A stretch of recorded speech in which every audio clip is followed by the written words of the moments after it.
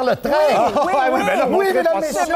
Bon. Celui qui s'apprête à faire la soirée du hockey à Radio-Canada porte un chandail des Maple Leafs. Ça, c'est bon. une pleure de banane, là. Ce soir, dans notre ligne du Vieux Poil, nous recevons un des deux célèbres frères Hood. Et pour vous aider à deviner, c'est celui qui a commencé sa prolifique carrière derrière la batterie du groupe Les Bolcheviks du Collège Saint-Sacrement. Vous avez fait vos devoirs. C'est un plaisir d'accueillir ce soir notre ami Pierre Hood. Monsieur Hood, bonsoir. Bonsoir. Là, Bonsoir. Yvan, Réal et Paul. Hein, Oui, c'est ça. salut. J'ai bien fait mes devoirs. Vous aussi? Ben oui, on est préparés. Écoutez, les auditeurs habitués du Pornographe savent que j'ouvre ce segment de l'émission avec la même question. Êtes-vous un fan de Canadiens? Mais là, dans votre cas, c'est comme si on posait la question à Chantal Hébert. Est-ce que vous êtes un fan de Stephen Harper? Non, en tant que journaliste, là. Est-ce que ça se pose? Oui, ça se pose parce qu'on est capable d'être descripteur des matchs du Canadien. En fait, je devrais dire descripteur du hockey de la Ligue nationale à RDS. Oui. Parce que d'abord, le contrat est avec RDS, quoi qu'en disent certains. Le message est passé. Mais on est capable d'être fan d'une équipe sportive, comme je suis un fan des Packers de Green Bay, comme je suis un fan des Red Sox de Boston. Et comme vous avez été un fan des Maple Leafs, on l'entendait un peu dans cet extrait-là. Ben oui. Tu sais, quand tu veux vraiment te démarquer de ton frère plus vieux quand t'es jeune... Il me semble qu'il y a des limites à ne pas dépasser, non? Non, parce que dans les années 60, et là, je révèle mon âge, malheureusement, mais dans les années 60, je regrette, mais c'était une équipe qui a gagné 2 fois la Coupe Stanley quand j'étais passionnément un fan des Leafs et qui avait, pour moi, celui qui était mon idole de l'époque, Johnny Bower, qui a gardé les buts jusqu'à 66 ans. C'est pas vrai, mais apparemment qu'il trichait son âge.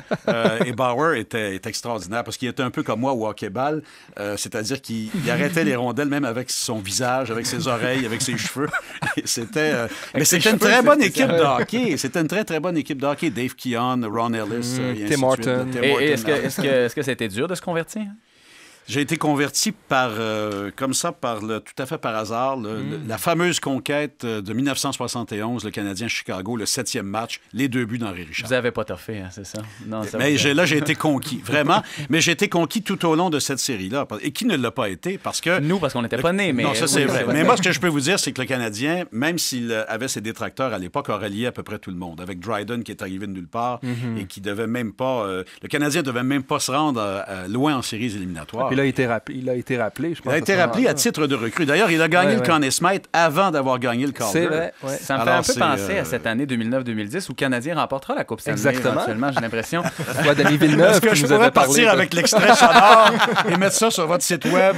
Oui, on va faire ça. Promis. On ne sait pas. Parlant de votre métier, donc vous décrivez les matchs du Canadien depuis assez longtemps et vous dites de votre métier que vous êtes à cheval entre journalisme et divertissement. Absolument. Est-ce que vous avez des exemples de journalisme et de divertissement? Quand je travaille 2 ou 3 heures à la préparation de chaque match, c'est une approche journalistique à mon travail. Quand je rencontre Jacques Martin avant le match, c'est une approche journalistique. Quand je vais jaser avec un joueur de ci ou de ça, c'est une approche journalistique qui est indéniable et qui est rigoureuse dans notre travail. L'autre moment, écoutez, si quelqu'un nous donne 3 heures de son temps discrétionnaire, le divertissement ne veut pas dire humour, automatiquement. Non. Mais divertissement, ça veut dire d'être capable d'avoir tout l'éventail des moyens de communication de notre métier pour rendre la diffusion intéressante et digestible. Comme par exemple, quand vous criez à un but à sortir le foie, puis c'est 6-0 Canadien, puis ils viennent d'en compter un 7e, ça, c'est un peu du divertissement. Non, je sais pas. Enfin, j'espère que je dose mieux mes élans. Parfois, des fois, je les oublie. Faut pas se fier à Réal. Mais disons que non, effectivement, des fois, je me dis, est-ce que je vais trop loin, est-ce que j'en mets trop? C'est comme quand je fais le... Ça doit pas être facile. Quand je fais le « et on roule » en sport automobile, en Formule 1. Mais ça, c'est plus neutre. J'ai déjà voulu arrêter. Oui, mais je le fais quand même dans un crescendo. J'ai déjà voulu arrêter. Et il y a tellement de gens qui m'ont dit non parce que c'est ça qu'on veut. J'ai pas osé le faire. Et la même chose pour ces 2 buts. C'est venu un peu naturellement. Vous faites une bonne part des choses. C'est maintenant le moment de la question des internautes. C'est pas le meilleur. Oui, en fait, je vous reprendrai, Réal, c'est des questions des internautes. Pardon. Alors, on va commencer par Bébé Abs qui veut régler un débat de société. Monsieur Hood, une fois pour toutes, pour que ce soit clair pour tout le monde, est-ce qu'on doit prononcer vos counes ou vos cônes? C'est vos cônes, comme un ice cream cone. Tomáš Vokón. Vokón. Oui. Ça a évolué avec le temps. C'est comme ça. Moi, ça a toujours été ça. Je suis allé voir le gardien de but lui-même. Okay. J'ai un très bon ami qui est journaliste, pigiste, un Slovaque ici, qui est ma référence pour les prononciations tchèques et slovaques.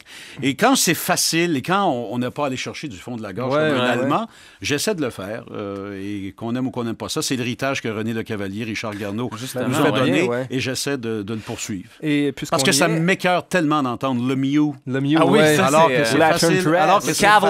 Alors que c'est facile de dire le mieux. Et, Une question que moi je me pose, doit-on dire Munger ou Munger? Parce qu'on ne sait jamais ici. Moi je le sais, parce que M. Hood va sûrement faire ses devoirs et revenir me le demander. Je vais dire Munger. Ah oui? Moi j'aurais eu tendance à aller plus loin. Alors il faut aller demander à la personne. Alors maintenant, il y a Yann qui vous pose une question générale. Est-ce vrai que c'est tout le temps la faute aux arbitres? Non, c'est pas vrai que c'est toujours la faute aux arbitres, mais c'est normal parfois d'émettre un doute sur la décision de l'arbitre, surtout à chaud. Et quand on a 8 ou 9 angles de reprise et que rendu au 8e ou 9e angle, on n'est pas sûr, il faut aussi faire ce qu'on essaie de faire, c'est dire, écoutez, ces gens-là ont peut-être le métier le plus difficile dans le milieu du sport, arbitrer un match de hockey, mais parfois ils sont carrément dans le champ. Bon. Et au football, là, incidemment, quand la NFL, quand les arbitres font une erreur, le lundi matin, ils l'admettent. C'est vrai. J'ai hâte qu'on fasse la même chose. Le message est passé.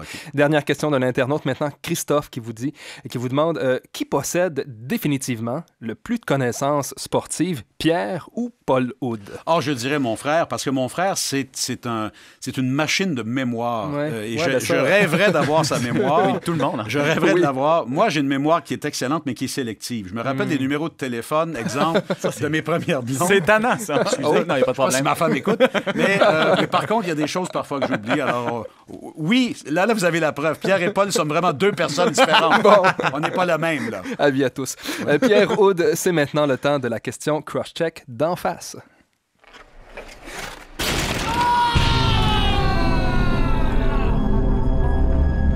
Kovalev intervient au centre. Kovalev qui s'amène, non! J'allais dire seul devant le gardien, mais la rondelle restait coincée dans les airs. Tu parles d'un jeu bizarre.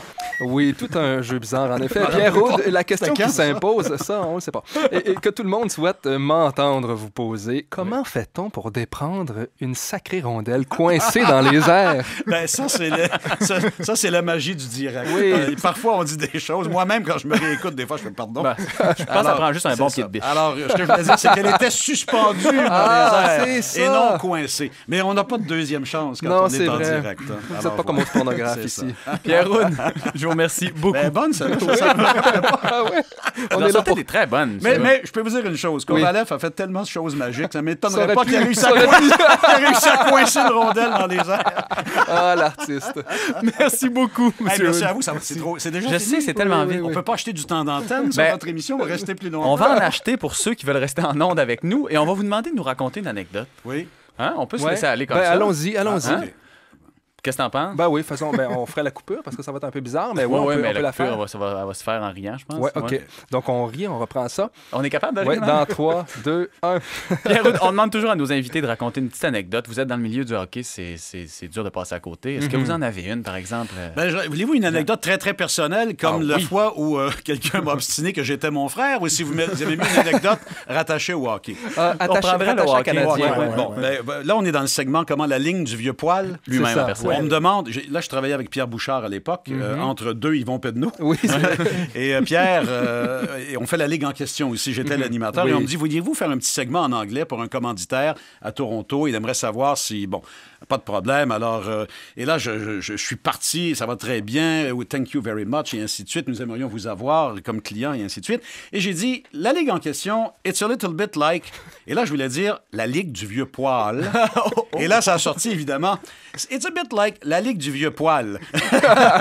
Voyez, vous avez tout dessiné. Mais c'est parce que vous ne connaissez pas Pierre Bouchard. L'avez-vous déjà invité? Non, ça viendra. Suggestion. Oui. Et Pierre, à côté de moi, est incapable d'arrêter de rire. Vous savez, le genre d'édifice... Oui, c'est un homme, comme on dit. Et là, le fou rire dégénère. Et apparemment que c'est sur YouTube. C'est vrai? Apparemment. Internet, comme ça. Mais, alors, on a bien ri avec ça, mais bon, ça, c'en est une. Il y en a d'autres qui sont bien connus, comme quand j'ai dit que Brunet avait le beau derrière. Celle-là, elle est bien connue aussi. J'avais oublié la virgule. C'est quoi, une passe de... on aperçoit le beau derrière. Le beau derrière. Voilà, le beau qui arrive au centre. On aperçoit le beau avec le beau derrière. J'avais oublié la virgule, c'est tout. Ça arrive des fois, une virgule, c'est tellement important, M. Hood. Merci. Hey, c'est un grand plaisir. Au revoir. Au revoir. Donc, bingo.